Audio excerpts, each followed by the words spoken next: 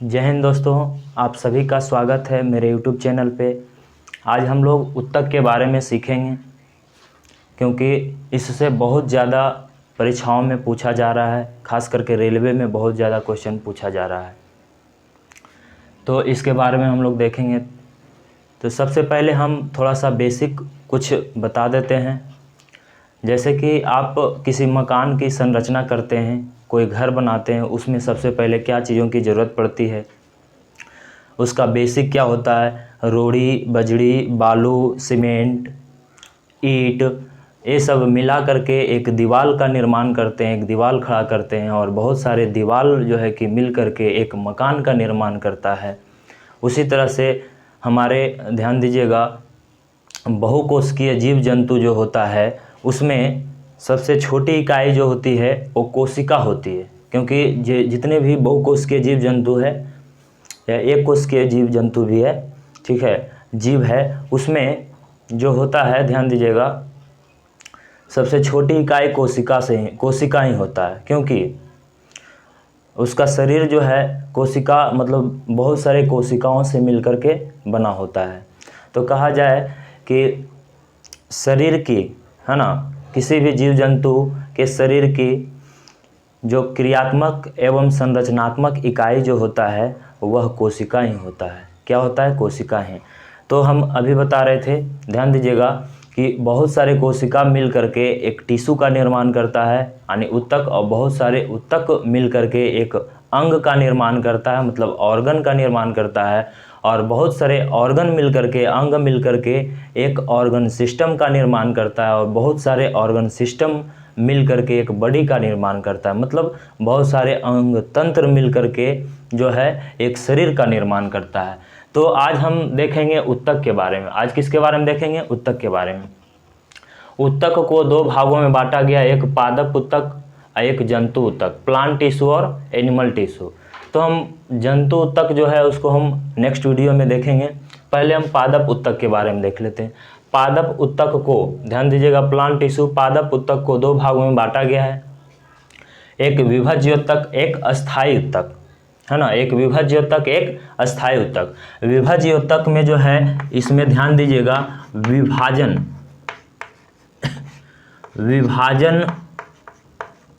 होने का गुण है। इसमें विभज्य उत्तक में जो है विभाजन होने का गुण है। ये छोटे छोटे कोशिकाओं में रहता है, ध्यान दीजिएगा, विभज्य उत्तक। और यह जब इसमें जब विभाजन होने का गुण जब खत्म हो जाती है, धीरे धीरे विभाजन होने का मतलब गुण खत्म हो जाता है, तब जो है यह परमानेंट हो जाता है। क्या हो जाता है? परमानेंट, मतलब अस्थाई हो जाता है। उसके पहले हम लोग देख लें कि विभज्यतक जो है इसको तीन भागों में बांटा गया, एक शीर्षस्थ, एक पार्श्वस्थ और एक क्या? अंतर्वेशी। पहला शीर्षस्थ है, दूसरा पार्श्वस्थ है और तीसरा क्या है? अंतर्वेशी। इंग्लिश में बोला जाए तो एपिकल, लेटरल और इंटरकिलरी। इसका क्या है? ध्यान दीजिए, इसका क्या कार्य है, इसका क्या कार्य है, इसका क्या कार्य है। तो शीर्षस्थ होता कहाँ है? पेड़ पौधों में। ध्यान दीजिएगा, शीर्षस्थ जो होता है वह जो है तना और क्या? जड़। वह जो है तना और जड़ के शीर्ष भागों में होता है। जैसे यह जो है पौधा है, यह पौधे के शीर्ष भाग में जो होता है वह होगा कौन? शीर्षस्थ। कौन सा होगा? शीर्षस्थ होगा। और जैसे यहाँ पे जड़ है तो इस भाग में यानी इसके शीर्ष भाग में शीर्षस्थ होगा। पार्श्वस्थ की मैं बात करूं तो इसका कार्य क्या है? सबसे पहले होता कहाँ है? तो पार्श्वस्थ जो होता है पौधों के तना में होता है, पौधों के तना में। इसका कार्य क्या है? ध्यान दीजिएगा, पौधों का तना मान लीजिए हम इस तरह से काट लिए हैं, इस तरह से क्या कर लिए? काट लिए। तो इसके जो पार्श्व भाग है, इसका जो पार्श्व भाग है इसकी चौड़ाई में वृद्धि करने का काम करता है। पार्श्वस्थ जो क्या है इसकी चौड़ाई में वृद्धि करने का काम करता है। और उसके बाद अंतर्वेशी, जिसको हम लोग इंटरकैलरी बोलते हैं, यह जो होता है पौधों के तना के पास इंटरनोड, जैसे यहाँ पे है इंटरनोड, यहाँ पे इंटरनोड, यहाँ पे इंटरनोड, यहाँ पे इंटरनोड, जहाँ जहाँ गांठ जैसा इंटरनोड है यहाँ से एक नई मतलब एक नई कलियाँ निकलती है, एक नई कलियां उत्पन्न होती है। कहाँ से? अंतर्वेशी का ही गुण के कारण। ध्यान दीजिएगा, यहाँ पे क्या होता है? एक कलियां निकलती है। तो अंतर्वेशी यहाँ पे होता है नोड के पास होता है, यहाँ नोड, इंटरनोड, समझ जाइए, जहाँ से पत्ती जो है कि निकला हुआ रहता है। चलिए, तो हम लोग देख लिए शीर्षस्थ के बारे में, पार्श्वस्थ के बारे में, अंतर्वेशी। क्वेश्चन किस तरह से आता है? क्वेश्चन एग्जाम में किस प्रकार से आता है? ऐसे क्वेश्चन आता है कि किसी पौधे में पौधे के तना एवं जड़ के शीर्ष भाग में कौन सा उत्तक होता है, तो क्या हो जाएगा, शीर्षस्थ विभज्योत्तक, शीर्षस्थ विभज्योत्तक। उसी तरह से आएगा पार्श्वस्थ के बारे में कि पौधों के, ध्यान दीजिएगा, पौधों के जो तना होता है उसके पार्श्व जो सतह, पार्श्व जो होता है, पार्श्व भाग के चौड़ाई में वृद्धि कौन करता है, कौन करने का काम करता है, तो पार्श्वस्थ। उसके बाद इस तरह से इसका क्वेश्चन आता है अंतर्वेशी कि पौधों के तना के जो इंटरनोड से जहाँ कलियाँ निकलती है वहाँ पे कौन सा उत्तक होता है, तो अंतर्वेशी उत्तक, अंतर्वेशी उत्तक होता है। ध्यान दीजिएगा, अंतर्वेशी विभज्योत्तक बोलेंगे। अब हम लोग देख लेते हैं अस्थायी उत्तक, ठीक है, परमानेंट टिश्यू। तो परमानेंट टिश्यू अस्थायी उत्तक को दो भागों में बांटा गया, एक सरल अस्थायी उत्तक और एक जटिल अस्थायी उत्तक, जिसको हम लोग सिंपल परमानेंट टिश्यू बोलते हैं और कम्प्लेक्स परमानेंट टिश्यू। अब सिंपल परमानेंट टिश्यू को तीन भागों में बांटा गया है, जिसका नाम है मृदुतक, स्थूल कोण उत्तक और दृढ़ उत्तक। इंग्लिश में बोला जाए तो पैरेन्काइमा, कोलिनकाइमा, स्क्लेरेन्काइमा। और जटिल अस्थायी उत्तक को दो भागों में बांटा गया है, एक जाइलम और एक फ्लोएम। तो अब आगे हम लोग देखेंगे इसके सरल अस्थायी उत्तक के 3 भाग और जटिल अस्थायी उत्तक के 2 भाग। इससे आगे देखेंगे हम लोग क्या,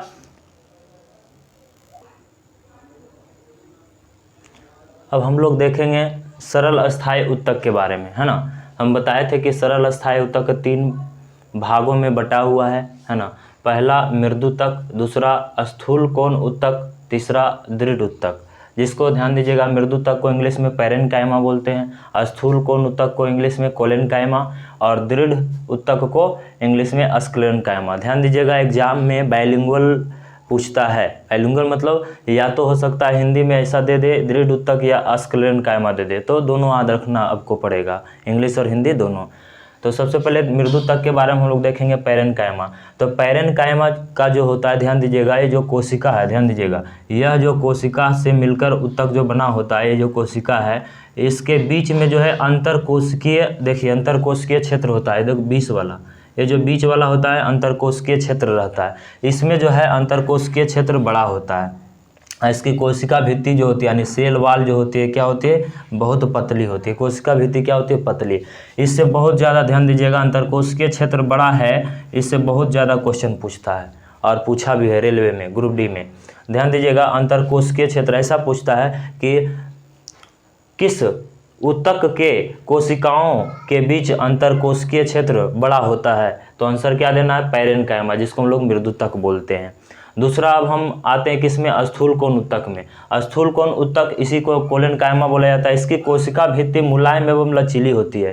क्वेश्चन इस प्रकार से पूछता है कि मतलब पौधों में किस उत्तक की उपस्थिति के कारण जो है पौधे का तना जो होता है, क्या होता है, लचीलापन, क्या होता है, लचीलापन। तो आप आंसर क्या दीजिएगा, स्थूल कोण उत्तक। पौधों में लचीलापन किस उत्तक की उपस्थिति के कारण होता है, तो स्थूल कोण उत्तक। बहुत ज़्यादा ये भी क्वेश्चन पूछता है, लचीलापन। उसके बाद ध्यान दीजिएगा, इसकी कोशिका के कोनों पर अनियमित रूप से मोटी होती है। ध्यान दीजिएगा, ये कोशिका है, जैसे स्थूल कोण उत्तक की एक कोशिका है, तो यहाँ पे कोण जो दिख रहा है, यहाँ पे कोण, इसका कोण जो है अनियमित रूप से मोटा, मतलब कहीं ज़्यादा कहीं कम, इस तरह से रहता है। तो इससे भी बहुत ज़्यादा क्वेश्चन पूछता है ना, क्या कि कौन सी उत्तक की कोशिका के कोनों पर अनियमित रूप से मोटी होती है, अनियमित रूप से मोटी होती है, तो क्या देंगे आंसर, स्थूल कोण उत्तक। आंसर क्या देंगे, स्थूल कोण उत्तक। और इससे भी ज़्यादा पूछता है कि पौधों में लचीलापन किस उत्तक के कारण होता है, तो स्थूल कोण उत्तक के कारण। अब पढ़ेंगे हम लोग दृढ़ उत्तक। क्या पढ़ेंगे, दृढ़ उत्तक। दृढ़ उत्तक को बोला जाता है स्क्लेरेन्काइमा। क्या बोला जाता है, स्क्लेरेन्काइमा। इसके प्रॉपर्टीज के बारे में ध्यान दीजिए, प्रॉपर्टीज के बारे में हम लोग देखेंगे। यहाँ पे इसकी कोशिका भित्ति जो होती है बहुत मोटी होती है। स्क्लेरेन्काइमा जो दृढ़ उत्तक होता है, उसकी कोशिका भित्ति जो होती है बहुत मोटी होती है। और ध्यान दीजिएगा, यह जो है स्क्लेरेन्काइमा जो है पेड़ पौधों के बाएं भाग में पाया जाता है, पेड़ पौधों के बाएं भाग में पाया जाता है। इसकी कोशिकाएं जो होती है, क्या होती है, मृत होती है। जैसे पूछेगा, ध्यान दीजिएगा, कि पौधों में मतलब कठोरता किस उत्तक के कारण होता है, मतलब पौधे का जो बाएं भाग पूरा कठोर होता है, किस उत्तक के कारण होता है, तो दृढ़ उत्तक के कारण।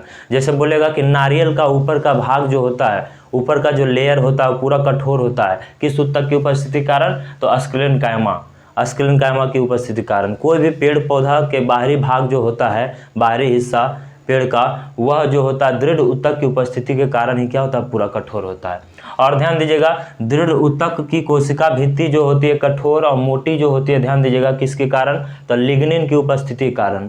उसमें जो है उसमें जो है क्या होता है? अस्क्लेन कायमा में लिग्निन जो है कि उपस्थिति के कारण क्या होता है? उसकी कोशिका भित्ति मोटी होती है और दृढ़ होता है, मतलब कठोर होता है। अब ध्यान दीजिएगा, हम लोग पढ़ेंगे अब जटिल अस्थायी ऊतक।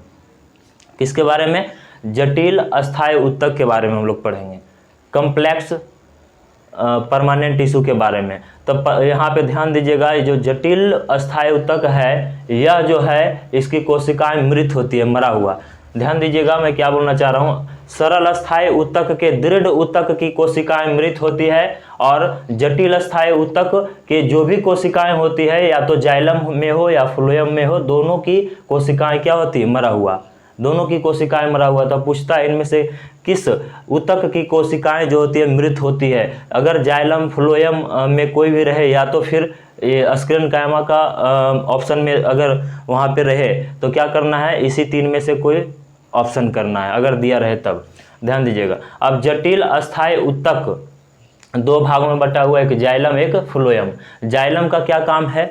जाइलम का काम है कि मिट्टी से पौधों के जड़ द्वारा जल को जो है पौधों के विभिन्न अंगों तक यानी पत्तियों तक पहुंचाने का काम करता है। तो इसीलिए यहाँ पे ध्यान दीजिएगा, ट्रिक से हम लोग देखेंगे कि जल जो है पौधों के विभिन्न अंगों तक जो है जड़ द्वारा जल जो है विभिन्न अंगों तक पहुंचाने का काम कौन सा ऊतक करता है? तो जाइलम ऊतक।